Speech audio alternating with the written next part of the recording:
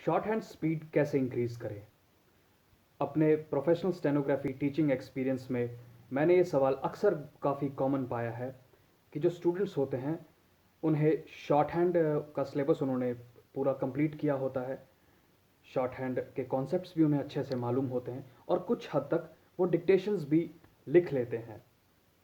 लेकिन एक common problem उनके साथ होती है कि वो अपनी शॉर्ट हैंड की जो स्पीड होती है उसे इंक्रीज़ नहीं कर पाते हैं। तो हेलो गाइस, मेरा नाम है अनमोल और मैं एक प्रोफेशनल स्टेनोग्राफी इंस्ट्रक्टर हूँ। अगर आप लोग मेरे चैनल पे नए हैं तो आप सभी से रिक्वेस्ट है कि मेरे चैनल को सब्सक्राइब कर दीजिए और बेल आइकन ज़रूर दबाइए। आपको मेरी वीडियो अपलोड्स का टाइमली नोटिफिकेशन मिलते जाएगा। तो फ्रेंड्स, जैसा कि मैं कह रहा था कि काफ़ी कॉमन सवाल होता है ये कि अपनी शॉर्ट हैंड राइटिंग की स्पीड कैसे इंक्रीज़ करें। तो आज की इस वीडियो में मैं आप सभी से अ, इसी टॉपिक पे डिस्कशन करूंगा और कुछ पॉइंट्स और अपने सजेशंस आप लोगों से शेयर करूंगा। तो फ्रेंड्स, सबसे पहले इस सवाल पर हम आते हैं कि क्यों कुछ स्टूडेंट्स की शॉर्ट हैंड डिक्टेशन की जो स्पीड होती है वो इंक्रीज़ नहीं हो पाती है। मेरे ख्याल से इसका नंबर वन कारण है स्टूडेंट्स की आदत। जी फ्रेंड्स, हमारी जब हम शॉर्ट हैंड सीख रहे होते हैं, जब हम डिक्टेशन से लिखना स्टार्ट कर रहे होते हैं तो इनिशियल फेज में हमारी कुछ हैबिट्स डेवलप होती हैं जो आगे चलकर हमारे ही प्रोग्रेस में आप कह सकते हैं ऑब्स्टैकल बनती हैं। देखिए, नंबर वन रीज़न जो मुझे लगता है कि शॉर्ट हैंड की स्पीड एनहांसिंग में एक ऑब्स्ट्रक्शन बनता है, जब भी कोई स्टूडेंट डिक्टेशन की प्रैक्टिस कर रहा होता है तो एक आदत मैंने कुछ स्टूडेंट्स में कॉमन पाई है कि वो स्टूडेंट्स क्या करते हैं, वो जब डिक्टेशन लिसन करते हैं तो वो रिपीट कर रहे होते हैं। ठीक है, तो मान लो उनका कोई इंस्ट्रक्टर उन्हें डिक्टेशन दे रहा होता है तो स्टूडेंट्स को वो आदत लग चुकी होती है कि वो जब नोट टेकिंग कर रहे होते हैं तो वो साथ ही they repeat the text from their mouth. ठीक है, तो ये एक इसका मैं आपको पॉइंट बताना चाहूँगा कि do not ever repeat the text of the dictation from your mouth. देखें, डिक्टेशन राइटिंग का, शॉर्ट हैंड राइटिंग का एक आप मोटो स्टेटमेंट लेकर चलिए कि you hear the sound and you draw the stroke. ठीक है, तो dictation should always be listened to in a calm yet attentive manner. आपको कामली डिक्टेशन सुनना है। ठीक है, अटेंशन से आप प्रॉपर अटेंशन दीजिए जो आपका इंस्ट्रक्टर आपको डिक्टेशन दे रहा है। और जैसा जैसा आप डिक्टेशन सुनते हैं उसे विदाउट रिपीटिंग, काफ़ी बारी क्या होता है कि स्टूडेंट्स क्या कहते हैं, अपने साथ ही साथ रिपीट कर रहे होते हैं, तो वो हैबिट अच्छी नहीं है। ठीक है, शॉर्ट हैंड में आपको क्या करना होता है, आपको डिक्टेशन सुनना होता है, आपको मेंटली आउटलाइंस, पहले आप मेंटली आउटलाइंस सोचते हैं और फिर वैसे ही आप अपना हाथ चलाते हैं। देखिए, dictation writing is all about brain and hand coordination. ठीक है, तो ब्रेन एंड हैंड कोऑर्डिनेशन में ऑब्स्ट्रक्शन आएगा अगर आप लोग डिक्टेशन जो है रिपीट करेंगे। ठीक है, तो ये नंबर वन कारण है। तो फ्रेंड्स, अब नेक्स्ट जो मैं बात करने जा रहा हूँ, हो सकता है कुछ शॉर्ट हैंड के प्रैक्टिशनर्स को शायद मेरी बात कंट्रोवर्शियल लगे, लेकिन मेरे ख्याल से एक और इम्पॉर्टेंट पॉइंट है जो रास्ते का रोड़ा बनता है स्टूडेंट्स के लिए, उनकी डिक्टेशन स्पीड एनहेंस नहीं हो पाती है। देखिए फ्रेंड्स, शॉर्ट हैंड में काफ़ी सारे रूल्स हैं, लेकिन जो भी मेरे स्टूडेंट्स हैं उन सभी को मैं एक बात ज़रूर बोलता हूँ कि शॉर्ट हैंड में जितने भी रूल्स हैं उन सभी का सिर्फ एक ही मकसद होता है, वो है राइटर की कन्वीनियंस। ठीक है फ्रेंड्स, और जो भी कोई अच्छे से शॉर्ट हैंड को समझता होगा वो काफ़ी बारी ये पाएगा कि जो पिटमैन शॉर्ट हैंड की बुक है इसमें बहुत सारे ऐसे रूल्स तो बताए हैं जो थ्योरेटिकली बहुत सही हैं, लेकिन देखिए, थ्योरेटिकल अलग चीज़ होता है और प्रैक्टिकल स्टेनोग्राफी बिल्कुल अलग चीज़ होती है। जब हम स्टेनोग्राफी को प्रैक्टिस में लाते हैं तो काफ़ी बारी हम शॉर्ट हैंड के खुद के कानून हमें तोड़ने पड़ते हैं। तो शॉर्ट हैंड में एक इंपॉर्टेंट कॉन्सेप्ट होता है पोजीशन ऑफ आउटलाइंस। देखिए, पोजीशन ऑफ आउटलाइंस थ्योरेटिकली बहुत ही अच्छी इसकी फिलॉसफी है कि जो किसी भी वर्ड में अगर फर्स्ट प्लेस का वॉवेल आता है तो उसको आप अबव द लाइन एग्जीक्यूट कीजिए, सेकंड प्लेस का वॉवेल आता है तो आप उसको ऑन द लाइन एग्जीक्यूट कीजिए, थर्ड प्लेस का वॉवेल आता है तो आप उसको बिलो द लाइन या अक्रॉस द लाइन आप उसको एग्जीक्यूट कीजिए। देखिए फ्रेंड्स, ये थ्योरी सुनने में बहुत ही अंडरस्टैंडेबल लगती है, काफ़ी कन्विंसिंग है, लेकिन जब मैं बात करूंगा प्रैक्टिकल स्टेनोग्राफी की तो मैं आप सभी से एक सवाल पूछना चाहूँगा। फॉर एग्जांपल, आपको कोई भी डिक्टेशन आता है, हाई स्पीड डिक्टेशन मैं कहता हूँ 100 वर्ड्स पर मिनट, ठीक है, और इवन 80 वर्ड्स पर मिनट। तो फ्रेंड्स, आप मुझे बताइए, क्या आपको नहीं लगता कि किसी स्ट्रोक को अबव द लाइन एग्जीक्यूट करना हो, ऑन द लाइन एग्जीक्यूट करना हो, बिलो द लाइन एग्जीक्यूट करना हो, आपको नहीं लगता कि ये स्ट्रोक की एग्जीक्यूशन या उसकी पोजीशन ऑफ आउटलाइन डिटरमाइन करने में वाइटल टाइम हम वेस्ट कर लेते हैं? अब बहुत सारे स्टेनोग्राफी प्रैक्टिशनर्स ये बोलते होंगे कि पोजीशन ऑफ आउटलाइंस हमें वॉवेल इंडिकेशन बता देता है। बिल्कुल सही। जैसे अगर टॉक लिखना हो तो फर्स्ट प्लेस हैवी डैश का वॉवेल है तो आप अबव द लाइन लिखेंगे, टेक को आप सेकंड प्लेस पे लिखेंगे और टुक को आप थर्ड प्लेस पे लिखेंगे।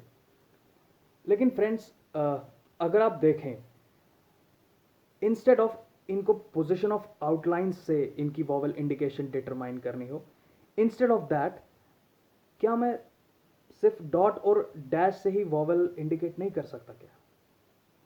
मेरे हिसाब से पोजीशन ऑफ आउटलाइंस सोचने में काफ़ी बारी देखिए, डिक्टेशन जो होता है, जो हमें एग्जाम में आता है, वो अनसीन पैसेज होता है। ऐसा नहीं है कि वो हर वर्ड हमने पहले से ही हमने देखा सुना हो। काफ़ी बारी ऐसा भी होता है कि आपको बिल्कुल ही एक नया वर्ड आपको मिलता है, नई आउटलाइन आपको बनानी होती है। तो नई आउटलाइन जब भी आप बनाते हैं तो उसकी पोजीशन ऑफ आउटलाइन सोचने में मेरे हिसाब से बहुत ही इंपॉर्टेंट टाइम, जो वाइटल टाइम होता है, वो वेस्ट हो सकता है। तो instead of position of outlines, मेरा ये रिकमेंडेशन रहता है हमेशा अपने स्टूडेंट्स को कि do not rely on position of outlines, do not completely rely on position of outlines. Instead कोई भी नया वर्ड आता है, आप वॉवेल इंडिकेशन प्रॉपर वॉवेल से भी आप इंडिकेट कर सकते हैं। देखिए, वंस अगेन, ये मैंने कहा ना कि जो हमारी हैबिट्स होती हैं वो ही काफ़ी बारी हमारी प्रोग्रेस में ऑब्स्टैकल क्रिएट करती हैं। यहाँ पे हैबिट्स की बात मैं इसलिए कर रहा हूँ क्योंकि काफ़ी मैंने स्टूडेंट्स ऐसे देखे हैं जो मेरे डिक्टेशंस स्पीड बिल्डिंग बैचेस में मेरे पास आते हैं स्पीड इंक्रीज करने के लिए। उन्हें ये हैबिट लगी होती है कि मान लो जैसे चैप्टर है शनहुक, शनहुक थोड़ा बहुत एडवांस चैप्टर है शॉर्ट हैंड में, तो जो ही वो लोग शनहुक पे पहुंचते हैं तो वो वॉवेल लगाना वहीं पर छोड़ देते हैं। ये भी मैंने काफ़ी स्टूडेंट्स में देखा है। लेकिन मैं ये सजेस्ट नहीं करता। बेशक आपकी, मैं कहता हूँ आप 80 वर्ड्स पर मिनट की स्पीड पे लिखें, 90 वर्ड्स पर मिनट की स्पीड पे लिखें। स्पीड आप किस डिक्टेशन पे स्पीड, किस डिक्टेशन स्पीड पे आप लिखते हैं, दैट डजंट मैटर। मेरा ये सजेशन हमेशा रहता है कि जहाँ तक पॉसिबल हो, जहाँ तक गुंजाइश हो, जहाँ तक आप वॉवेल लगा सकते हैं, आप बेशक लगाएं। ठीक है, काफ़ी बारी स्टूडेंट्स मैंने देखा है कि वो शुरुआती दौर में ही थोड़ा सा ही वो एडवांस लेसन्स पे पहुंच जाते हैं, वहीं पर वो वॉवेल लगाना छोड़ देते हैं। ये अच्छी हैबिट नहीं है। ठीक है, आप वॉवेल्स लगाएं, जहां तक लगते हैं लगाएं। जहां पर आपको लगता है कि हाँ बिल्कुल भी गुंजाइश नहीं है वॉवेल लगाने की, तब आप वॉवेल छोड़ सकते हैं। देखें, तब बात अकेली पोजीशन ऑफ आउटलाइंस पर ही नहीं रहती है।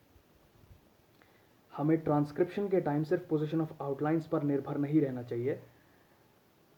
बहुत सारे और भी फैक्टर्स होते हैं। देखें, अगर आपकी इंग्लिश ग्रामर अच्छी हो, इंग्लिश की पकड़, आपकी नॉलेज अच्छी हो, तो आप वर्ड्स काफ़ी बारी पैराग्राफ के कॉन्टेक्स्ट से भी गेस कर सकते हैं। ठीक है, मैं ये नहीं कह रहा कि मैं बिल्कुल भी पोजीशन ऑफ आउटलाइंस के यूजेज के खिलाफ नहीं हूँ, बट मैं बस ये कह रहा हूँ कि काफ़ी बारी मैंने ऐसा पाया है मेरे एक्सपीरियंस में। काफ़ी बारी क्या होता है कि पोजीशन ऑफ आउटलाइंस के कारण ना हमारा जो मेजर फोकस होता है वो सिर्फ ये डिटरमाइन करने में लग जाता है कि इसको अबव द लाइन लिखें, ऑन द लाइन लिखें या बिलो द लाइन लिखें। ठीक है, और इसमें काफ़ी इंपॉर्टेंट टाइम हमारा वेस्ट हो जाता है। तो instead of position of relying completely on position of outlines, आप वॉवल भी इंडिकेट कर सकते हैं।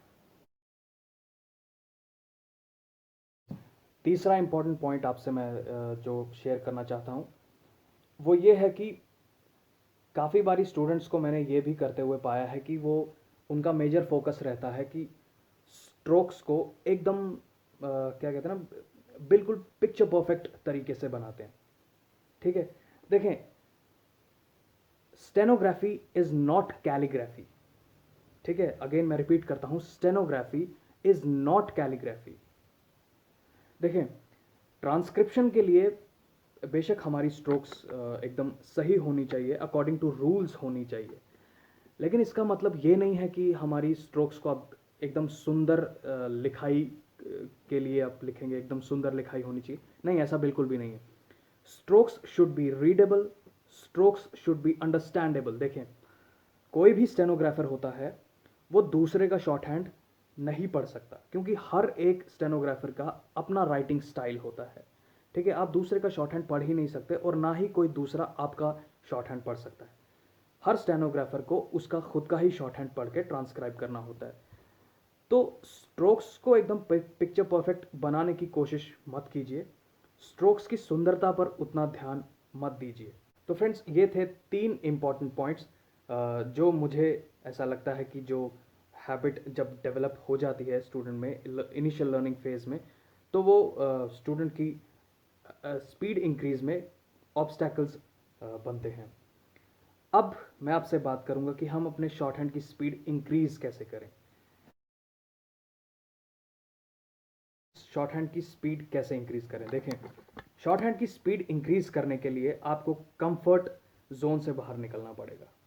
कंफर्ट जोन से बाहर निकलने का मेरा मतलब ये है कि देखिए, जब भी कोई स्टूडेंट डिक्टेशन प्रैक्टिस करता है तो वो हमेशा एक्यूरेसी पर भी ध्यान देता है। बिल्कुल, एक्यूरेसी भी ज़रूरी है, लेकिन देखिए, जब आप स्पीड इंक्रीज कर रहे होते हैं तब आपका ध्यान सिर्फ एक्यूरेसी पर नहीं होना चाहिए। सबसे पहले हमारा ध्यान होना चाहिए, जैसा कि मैंने पहले कहा, ये ब्रेन और हैंड कोऑर्डिनेशन की बात है। शॉर्ट हैंड में तेज स्पीड पर लिखना ये सिर्फ और सिर्फ ब्रेन और हैंड कोऑर्डिनेशन का खेल है। अब ब्रेन और हैंड कोऑर्डिनेशन डेवलप कैसे होगा? देखिए, बॉडी को आपने लर्न करवाना होता है, आपने रिफ्लेक्सेस बिल्ड करने होते हैं।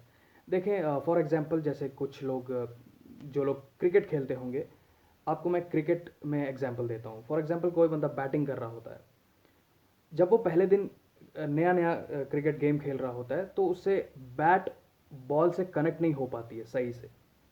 ठीक है, हम अच्छे शॉट्स, लंबे शॉट्स, बाउंड्रीज तभी मार पाते हैं जब बॉल का बैट से अच्छा कनेक्शन हो, मिडल ऑफ द बैट से कनेक्शन बजे। और वो तभी होता है जब एकदम राइट टाइमिंग पे बैट्समैन अपना बैट स्विंग करता है।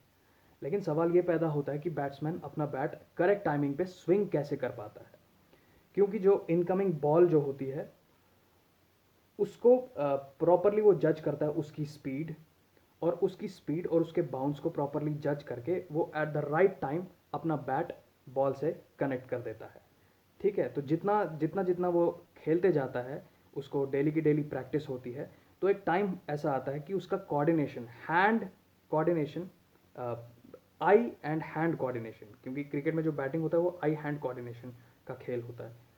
आई हैंड कोऑर्डिनेशन बैट्समैन का जब इतना ज़बरदस्त हो जाता है कि वो बॉल का स्पीड और बॉल का बाउंस अच्छे से जज कर लेता है, तो राइट टाइम पे बैट स्विंग करके वो एकदम सही जगह पे बॉल को कनेक्ट करवा देता है।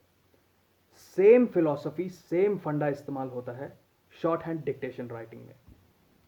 यहाँ पे जो बैटिंग का मैंने एग्जांपल आपको दिया उसमें आई हैंड कोऑर्डिनेशन की मैं बात कर रहा था, लेकिन जो शॉर्ट हैंड डिक्टेशन है उसमें ब्रेन एंड हैंड कोऑर्डिनेशन। ठीक है, आप सुनते हैं डिक्टेशन, आप मेंटली एनालाइज करते हैं, मेंटली सबसे पहले हम आउटलाइंस बनाते हैं और उन आउटलाइंस को फिर हम कॉपी पे उतारते हैं। ठीक है, तो ये ब्रेन और हैंड कोऑर्डिनेशन कैसे डेवलप होता है? ये बॉडी की लर्निंग से डेवलप होता है। बॉडी की रिफ्लेक्स, हाथों के जो रिफ्लेक्स होते हैं ये हमें डेवलप करने होते हैं। ये हम तभी डेवलप कर सकते हैं अगर हम देखें, खाली एक्यूरेसी पर अगर आप ध्यान दोगे तब ये डेवलप नहीं होगा, क्योंकि तब काफ़ी लोग इस प्रेशर में आ जाते हैं, स्टूडेंट्स इस प्रेशर में आ जाते हैं कि यार हमसे वर्ड्स छूट रहे हैं। बेशक छूट रहे हैं, छूटने दो। ठीक है, अगेन मैं रिपीट करता हूं, जब आप हाई स्पीड डिक्टेशन की प्रैक्टिस करते हैं तो वर्ड्स अगर आपसे छूट रहे हैं, छूटने दो। हमारा फोकस अभी स्पीड बिल्डिंग के इनिशियल फेज में एक्यूरेसी पर नहीं है। हमारा फोकस अभी सिर्फ बॉडी के रिफ्लेक्सेस बिल्ड करने में है।